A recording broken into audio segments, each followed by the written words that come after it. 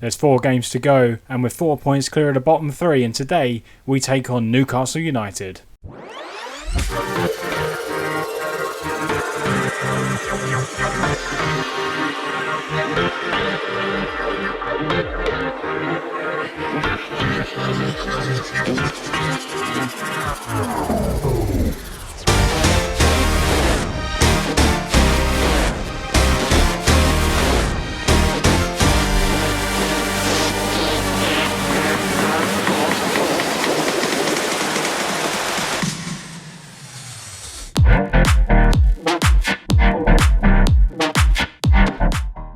Hello everyone, I'm Dan. Welcome to part 26 of our FM21 Sleeping Giants save here with Sunderland, where we are approaching the end of the 3rd season. We're looking to secure survival in the Premier League at our first time of being up in the Premier League, back in the Premier League I should say. And today we take on Newcastle United. We saw them a couple of episodes ago where we should have won the game. We was 2-0 up at St James's Park and we threw it away, just like the story of the season, throwing away leads.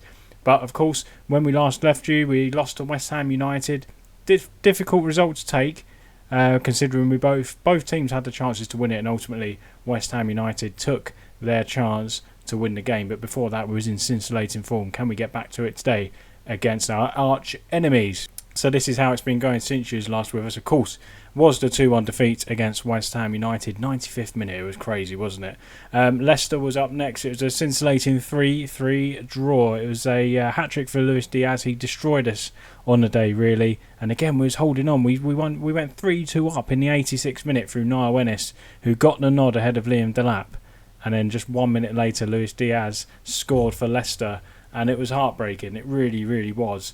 Next up was Liverpool at Anfield. A tough game. Thought we could be hammered in this one. They're chasing down the title, but it was a respectable performance. They did dominate, of course they did, but we had opportunities ourselves. But ultimately, it was a 2-0 victory for Liverpool. So today then, here is the Premier League table, how it stands. We are the Sunday kickoff, the Super Sunday game, 4:30 kickoff at home to Newcastle United. Newcastle doing very well, aren't they? Up in the 11th, steer cleared away from the relegation zone. So it's going to be a tough game today. Form goes out the window, doesn't it, in these kind of games, in these big rival games, and hopefully today we can get our 9th victory of the season. But as it stands then, we're currently 15th with 3 points behind Tottenham Hotspur, who aren't safe yet either. But as you can see, there is a 4-point gap between us and 18th place Leeds United. Fulham are on 26 points. They're doomed. They're going to be relegated very soon. Watford are already down. But yeah, we need 3 points today. If we win the game, we'll be then 7 points clear with 3 games remaining. This is a game in hand for us today, of course. Then that means we only need a draw.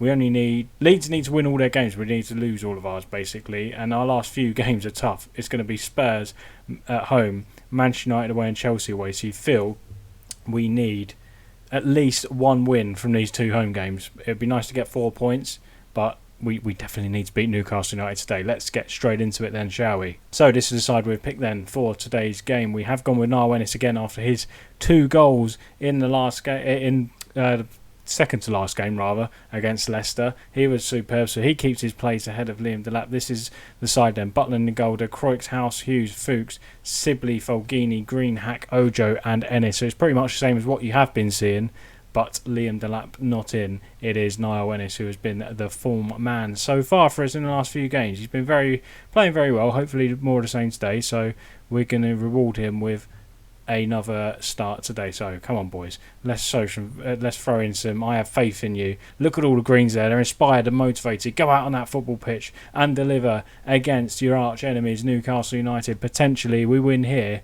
We're so close to survival. Fulgini's ball in Hughes' header. Green's there at the back post, and it's 1-0 to Newcastle United. 12th goal of the season for Andre Green, 4 minutes in. And that is the perfect start for Sunderland here against the Magpies. Lovely ball in from Fulgini. I think it was a flick on from Hughes. It was. I don't know if it was a shot or not. We'll say it was a flick on, and Green was there on his own at the back post to tuck it away. Lovely start. 1-0 to Sunderland. And we know what happens though. We go 1-0 up, 2-0 up, and then we kind of fold. We've stopped doing it so much recently, but we did do it against Newcastle, so that will give them belief that they can still get back into this, even if we do go 2-0 up. But hopefully we have learnt from that game. Green into Ennis now. Ennis looking to turn, but Abraham clears the ball. House on the ball now to Del Croix, who's been a fantastic signing. Him and Hack have been terrific. They've transformed our season for us. Green into the box. He looks to play it across to Ennis, but it's gone back to Andre Green, and it's his 13th goal of the season. It's a brace for him in the opening 9 minutes of this game. And what a start here to this Tyne-Wear derby. Sunderland 2, Newcastle United 0. Green, it ricocheted back to him, and then he was very, very alert to put that into the roof of the net. Newcastle don't know what have hit them in this game so far. Sunderland 2, Newcastle 0. Fantastic stuff, and as it stands, 7 points clear of the bottom three, with a maximum of 9 points for Leeds United to get, so they need to win all of their games as it stands pretty much. Longstaff on the ball now, Disarcy to St Maximin. Newcastle looking to hit back right away. St Maximin in the box. Callum Wilson, and they do. It's 2-1. What a start to this game. 10 minutes gone. 3 goals already, and it's that man, Callum Wilson, isn't it? Always dangerous. I mean, we just didn't defend very well here at all. Disarcy on the ball there. St Maximin just weaving his way through. And Sam Hughes was nowhere near Callum Wilson, was he? And I think I saw that was his 26th goal of the season. Callum Wilson is a bit of a beast. I don't know why these are not on. I like behind the goal. There we go, behind goal for replays. Right, I keep wanting to call him Avocado, that Newcastle player. Gakpo on the ball now. Sibley comes in. Gakpo still has the ball. Hack picks up the ball. Come on, boys, let's hit them on the break. Over the top to Ennis. Ennis has got a great chance to make it 3-1. Ennis hits it straight to Savanoff, and that was a huge opportunity. And it is still 2-1. I can't believe it's only 16 minutes gone. We will play for set pieces because we have been training them a lot. And Sibley's there, and it's 3-1. And 17th minute. And there's just crazy goals. It is literally a Super Sunday, isn't it? What a game this is here for the neutral, isn't it? Fulgini's, and for a Sunderland fan as well. Fulgini's ball in, headed down by House, and Sibley is there to volley it home. And that's a wonderful goal from the former Derby County man. And wonderful stuff. Our goal difference is brilliant as well, -8, and everyone around us seems to be in the -28s, 32s and all that, so that's like another point for us as well. Hack on the ball, it finds it to Ennis, and Ennis fires over the bar. It's a great opportunity, and we're really playing some great football here at the minute, aren't we? Newcastle just don't know what hit them, as I said earlier. And I mean, look, there's greens everywhere, right in the spine of the pitch. Hack to the central defenders, to the central midfielders. Fulgini's ball in. Sibley's there, and it's off the post. Green has the ball now, looks to play it back in. Courtney House heads over. That was so nearly 4-1.